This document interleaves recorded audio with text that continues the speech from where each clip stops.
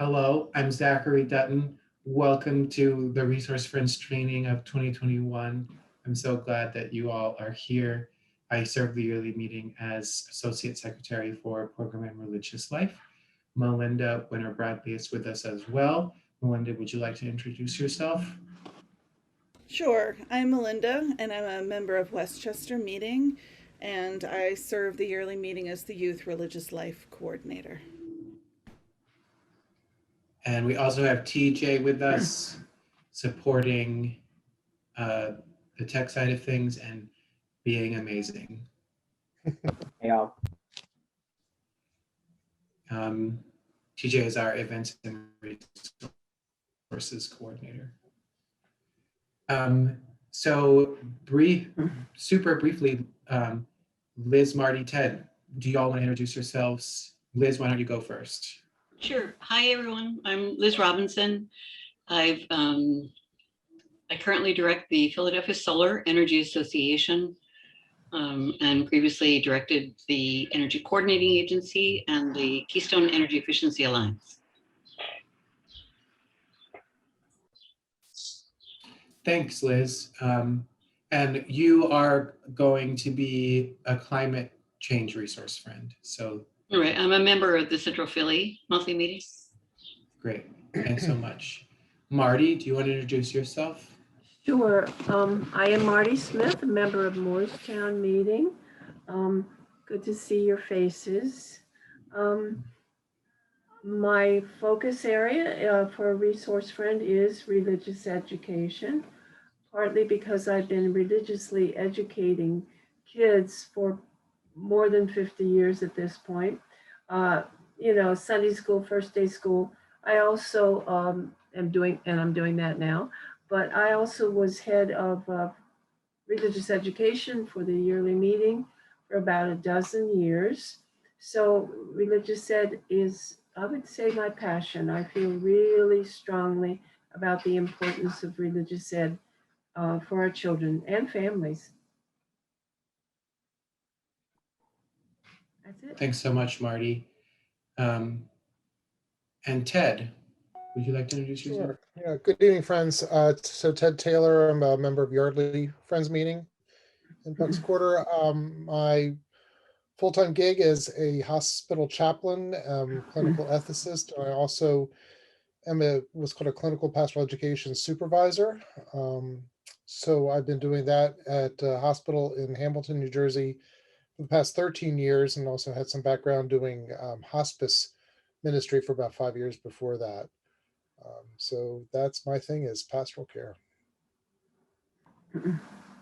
Wonderful, thanks, Ted. And you're going to be a ministry and care resource friend. And I want to say I so appreciate the willingness and the leading in ministry on your parts to be giving of your gifts and skills and experience in this way as resource friends. And there will be more opportunity to build community with the fullness of all the others who are following your path.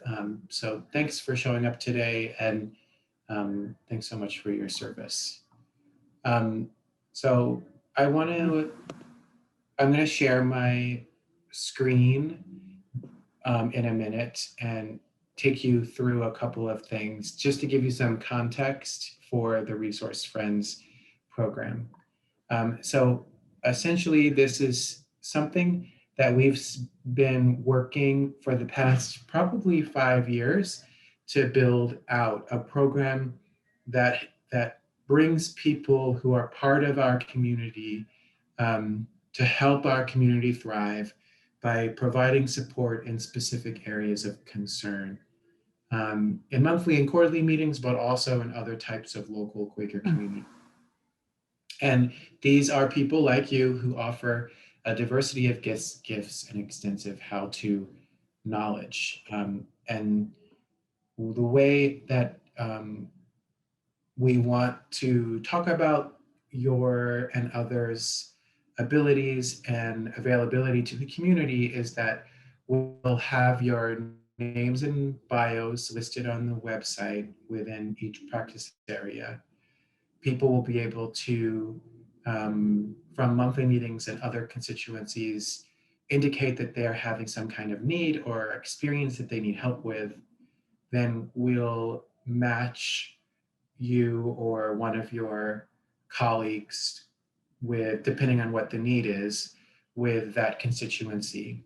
And then that particular group, monthly meeting or other, would work out with you what the honorarium would look like. And we have an honorarium guide on the web that I'll show you in a minute, that you can use as sort of a reference. It's not set in stone, but the expectation is that monthly meetings would be engaging with you directly to pay the honorarium. And there are funds that the yearly meeting has set aside in case a monthly meeting can't afford it or needs help to pay it. So if in the conversations you have with a constituent, it turns out that they would really like to have you, but they don't necessarily have the money to make it work, then that's when you would reach out to me and we can provide you with whatever number you worked out. So let me show you the part of the website that kind of outlines a lot of this. I'm gonna share my screen here. So can you see the page? It says Resource Friends at the top. Great. So we have on the main part of the website this up main menu here, and Resource Friends are in working together. And the main process is people will find this page or call us and ask for support in some kind of way. And we would generally have them fill out an inquiry form. So this is what the inquiry form looks like. It asks for name, organization, number, so contact information, and then details about what the needs are, what the timeline is, and if there's a specific person that they'd like to work with, then I will receive that notice that a form has been submitted, and then reach out to one or more of you about working with that group. And just to show you, this is the form or a version of the form that you all and that new resource friends are asked to fill out, so that we can have a sense of a record of your service. And also it's an easy way for me to get your bios. So back to the main resource friends page. And so this main page describes a little bit more in detail what resource friends are.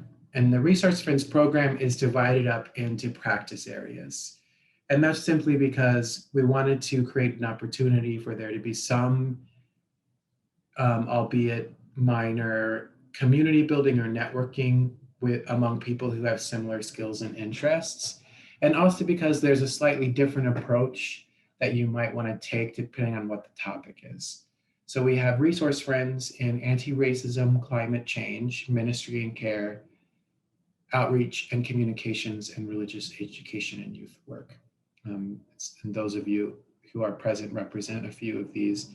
And we're in the process of developing a sixth practice area in governance and stewardship, which covers things like property management, financial management, and also friends' decision-making process.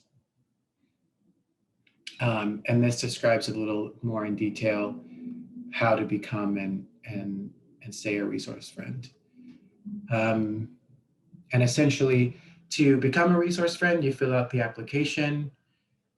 To stay a resource friend, you attend, or in the case of those who aren't here, watch the recording of this training every year.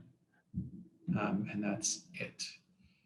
So very low threshold in terms of what's required to stay a resource friend, in addition to like being available when there are inquiries.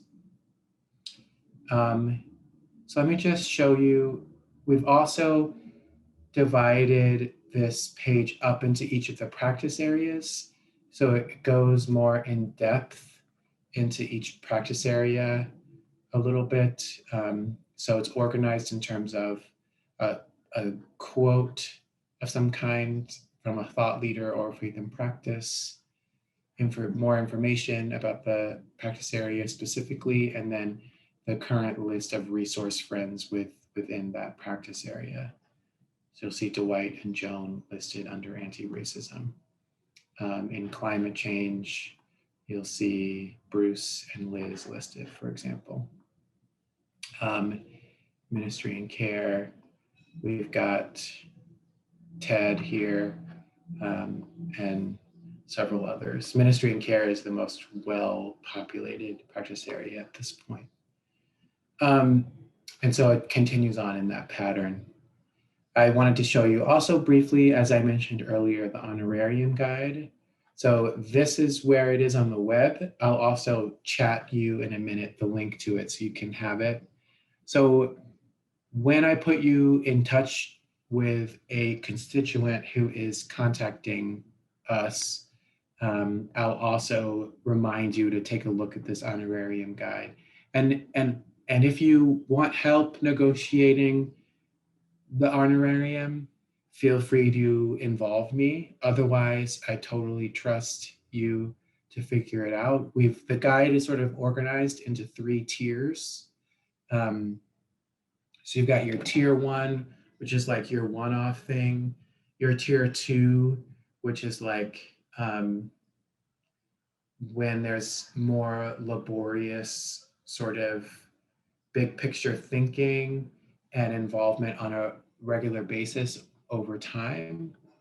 And then tier 3 is when that gets even more expansive and you might have like ongoing consulting for an even larger period of time.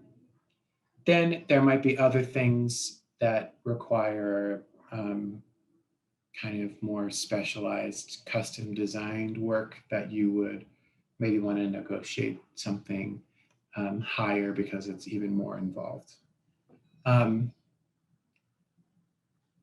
So I'm going to stop the presentation at this point. I hope I wasn't going too quickly there. So before I open it up for some questions, I also just wanted to briefly share my screen again and just show you where resource friends fit into the overall governance structure. So our yearly meeting between annual sessions has these councils that manage the yearly meeting's business in concert with staff. One of the councils is the Quaker Life Council, and there are several committees under QLC, including the program committee.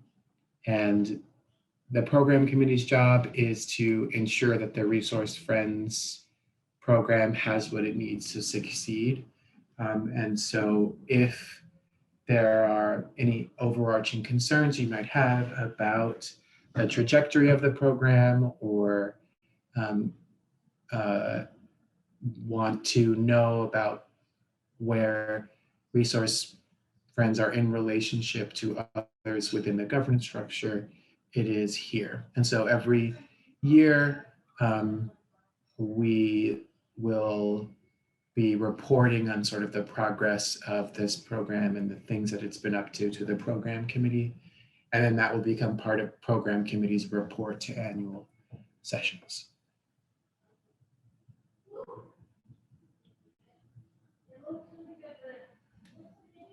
Okay, so that was a lot of information.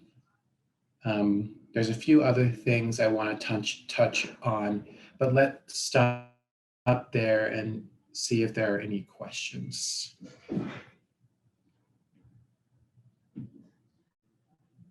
Mark. It's so interesting, Zachary, that I never even thought about an honorarium for this work. So I'm a little kind of surprised. I suppose it makes sense that we should ask for one, but going into this, I was not thinking about getting paid for it. So this is a new twist for me. Melinda? I don't know if it's okay for me to respond to that, Zachary, but I know that when I do consulting, sometimes in other places outside of Philadelphia Yearly Meeting, if I'm offered an honorarium, I will tie that back to a church or a meeting. I would assume that it's okay to release that, but I think, Zachary, I wonder if you also have thoughts that it's important to establish a practice of honoraria because it honors the work and the expertise of the people who are bringing their time and their background and their skills. Um, one thing you could do would be to accept an honoraria and then give it to, I don't know, PYM youth programs or something like that. So I think I jumped in because I have had some experience of feeling that like, I don't need to be paid to do this thing I'm passionate about. But I think it does speak to honoring people's time and the expertise that they've gathered. I get it. Thank you. Yeah. And especially as we start thinking about what it means to be proceeding equitably in terms of how we organize our programs. There are going to be some folks who may even rely on aspects of this work for a living. So I just want to honor that. That's true. Ted? I'm kind of a little off of that topic, but I'm just really curious of the history or the genesis of this project. And just curious. Yeah, it was, so in 2014 and 15, the yearly meeting developed a strategic plan. And this rather nebulously defined sort of resource friends program was described in that plan. So it was like, in the next 5 years, we will have a program set up that allows us to sort of honor the gifts and skills that are already present in our community as a way of deepening and broadening our connections and our relationships, and also reviving some of the older Quaker traditions of traveling ministry, but in sort of a new contemporary way. And so over the past 5 years, we've been kind of doing little pilot pockets, experimentations. So you may have heard about the Resource Friends program in passing. We tried doing several different models, and one in which we really intentionally created like a community of people who worked together for a year. One that was just basically like a list of folks that George Schaefer, our care and aging coordinator, would call on, and then other things that were kind of in between those two extremes. And we found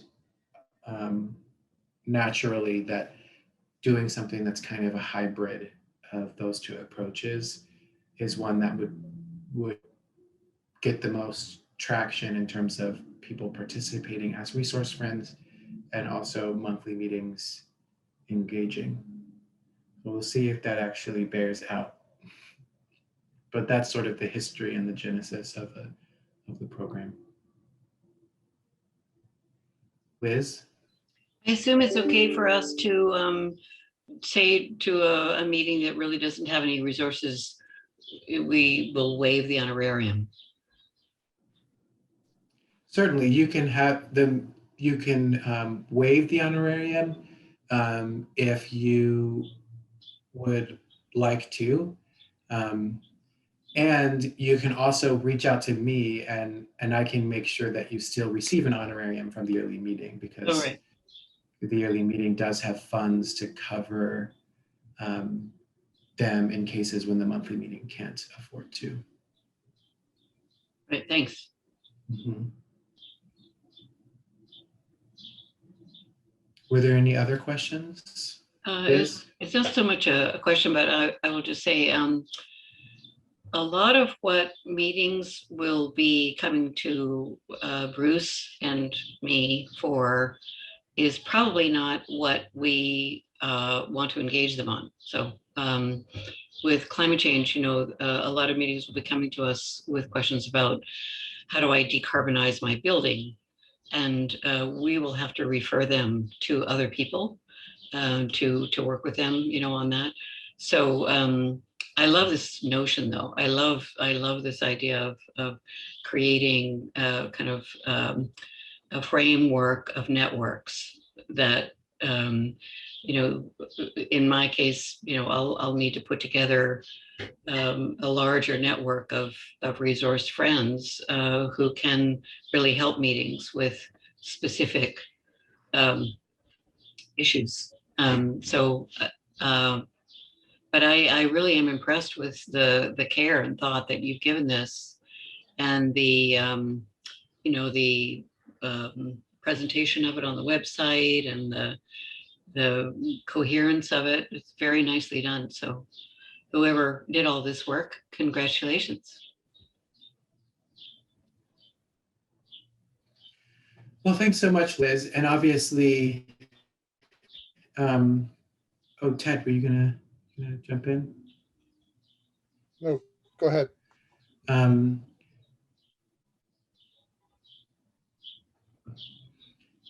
um, we're right at the beginning stages. I think we're hoping that in the next year or so, we can really grow the program and both have get meetings engaged in utilizing it, and also have additional resource friends. So if there's anyone within your networks you think would be interested in being added, it doesn't take a lot of effort to become one if you've got the requisite experience. Just filling out an application and attending one meeting a year. Will there be a presentation at annual sessions about it?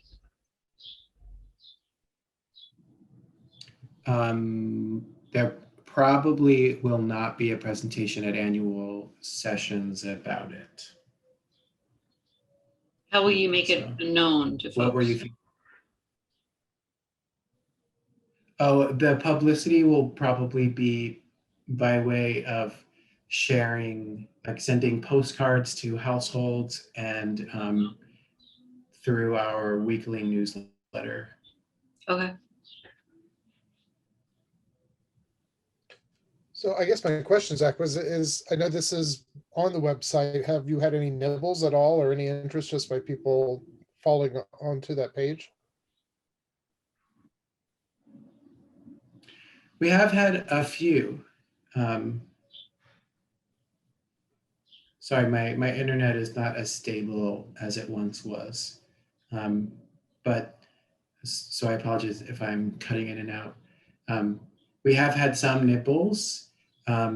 We've had but only like a total of 10 inquiries over the last 5 years through the web around Resource Friends.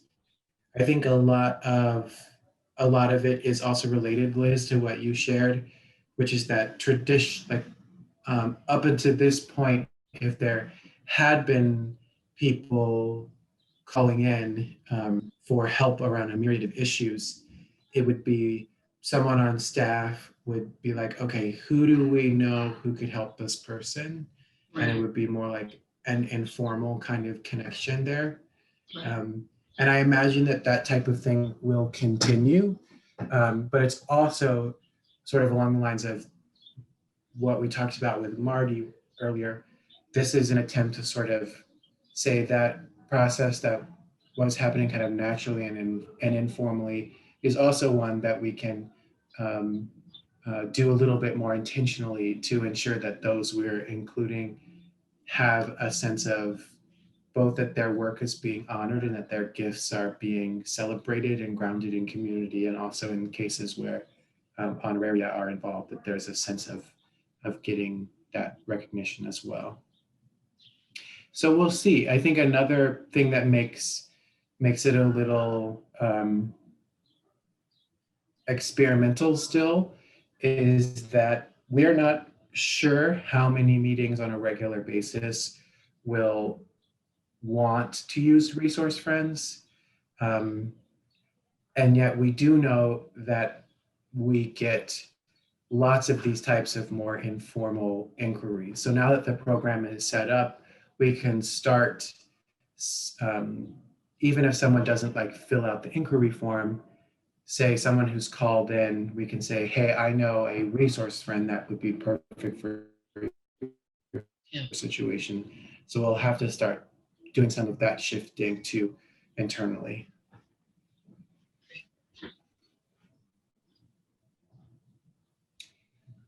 Marty?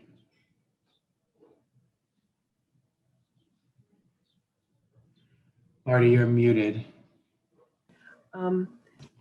I began on an informal basis helping out as a resource friend, I would say 2014 through 16 after my return from Hawaii. And my name was listed on the site. So once upon a time, I would say I got an inquiry one every 2 weeks, I would say, from people, many of whom came from outside of the yearly meeting because they were just desperate for resources and ideas. Because what's happening around the country basically is that people are, sorry about the phone, people are laying down their religious ed programs within their yearly meetings. So they were really desperate. But the amazing thing is that, and you all will experience this, the tiniest little bit of information that you give to people, wherever they come from, they are just so grateful to have anything to sink their teeth in. So I think that we have a real treat ahead of us. And there's a huge need, I believe, for people to have someone to talk to in an area that they need help. Marty, even as we're here, your phone's ringing off the hook, so. No, you know, I have to tell you the truth. We are sort of house sitting this week. This is not our place. This is at the shore, at the beach. We are anyway, very close to the beach. So they don't seem to have a shut off time for their phones. They just continue to ring. So that's the truth. That's where I am. Sounds lovely. Well, I also just wanted to touch on briefly that I think this is more of a reiteration, but inquiries come in through that online form I showed you. They also do come in with people emailing or calling staff. And so that it'll kind of be like streamlining those as much as best we can, where appropriate, into asking if one of you or other resource friends will pick up an inquiry, depending on what it is. And then the other thing is just I'm sure that you are aware of this, but as a resource friend, you are in some ways a representative of the of Philadelphia yearly meeting.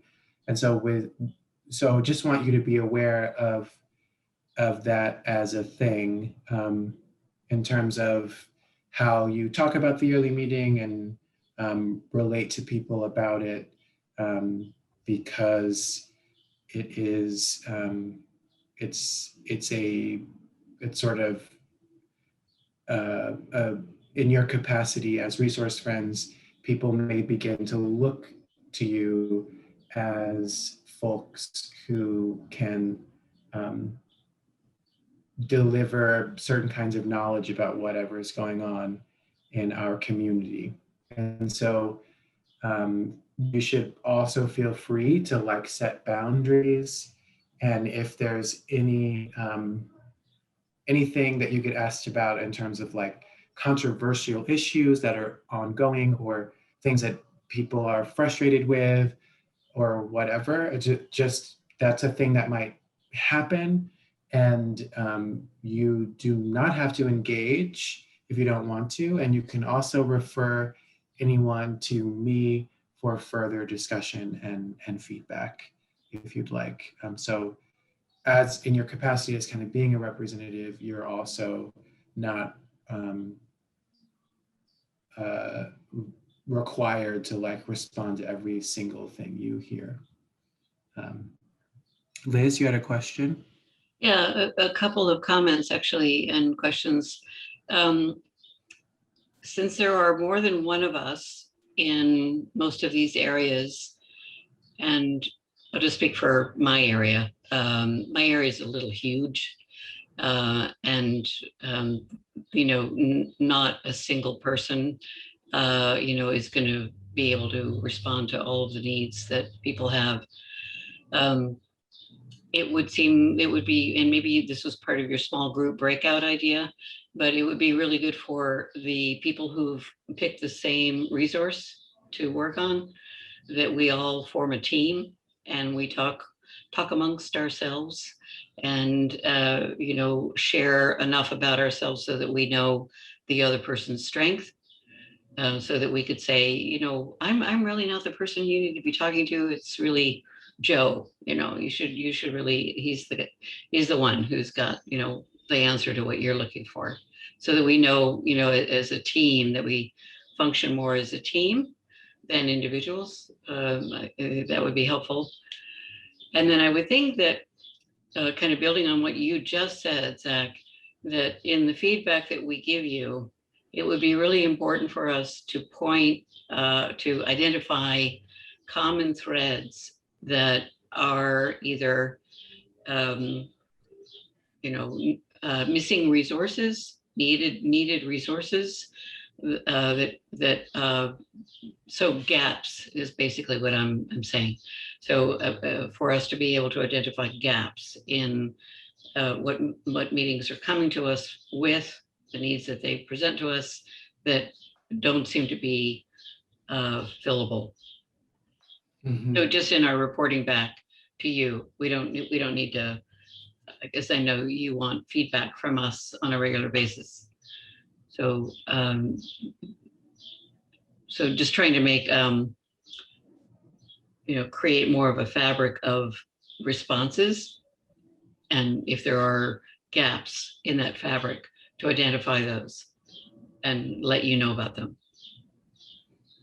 I don't Yeah, know what you would do with them, but, just to let you know about them. well, I do. Yeah. I think we definitely, when there is an inquiry that comes in and after we've sort of assigned it to one of you, there will be checking in regularly, and however much you want to check in with me is perfectly fine. And within that, of course, if there's feedback about gaps or any other thing that you would like to share, that's information that we'll mark. At some point later down, when we are more established, we'll start introducing evaluations so that we can, probably not that far down from right now, but sharing so that you can share like a link to a form that people who've experienced your work can fill out. And that can also be a source, another source of evaluation and feedback. And yeah, I think that the team idea is definitely one that I also feel really attracted to. And we noticed that when we set up, we did try one practice area where we were really intentional about forming a team with that group of folks. And what we noticed is that it was really hard for them to stay consistently committed to the team. Mm. And that led to like some breakdowns in communication and some conflict that made it difficult for the work to take place without a lot of attention from staff and like teamwork and team formation. And so the sort of the path that we're traveling down here is definitely a middle of the road where we're giving teamwork and networking and relationship kind of a lighter touch, but definitely agree that it's going to be really important for the people within each practice area to stay in touch. And so, yes, that is the intention. We'll share a link to the recording of this training with each practice area with a couple of more detailed ideas and ways for you to stay connected as a practice area if you would like. So that will definitely be an option for those if you want to take that up. So I'm sure you and Bruce and eventually other climate change resource friends want to form more of a team, then have at it. Great, thanks. So that is sort of all of the main points that I wanted to touch on. Were there any other questions, comments, concerns that folks wanted to address? Marty? I'd kind of like to know when this is actually going to get started. Well, everything is live on the web, so it's quite possible that later tonight we could get an inquiry and you'd get a call from one of us, from me, probably Yes, tomorrow. okay. But we haven't done any publicity for it yet, and we want to give the yearly meeting space to kind of get a little bit more out of the pandemic and through annual sessions before we start publicizing. So we'll probably be doing a concerted effort to make sure folks know about this program in the fall, like late summer, early fall. So that's a time when you might expect to more likely hear from one of us. And of course, if you happen to be really busy with a different project and need to pass on a particular inquiry, that's totally fine too. We definitely want to be in a space where we're honoring your time as well as our own. Melinda? I just wanted to lift up, Marty, you'll remember that we've had some visioning and threshing among RE and youth work folks. We have a one-page document that's been shared that are kind of our vision and mission statement.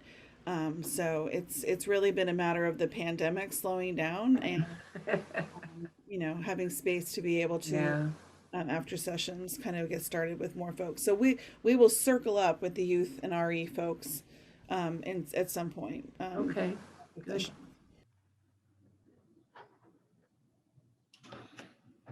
Yeah, and the one-page document that was developed for the religious education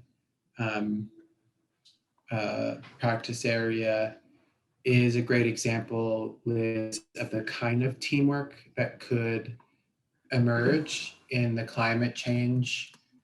And that document is posted on the web. So I just shared a link both to the Honorarium guide and to the page about the religious education resource friends.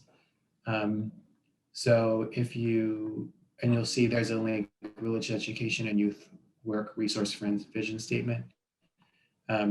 So if you and Bruce and hopefully additionally others as we go along want to develop something like that or something else, you're totally free to. I just don't want that to be an expectation.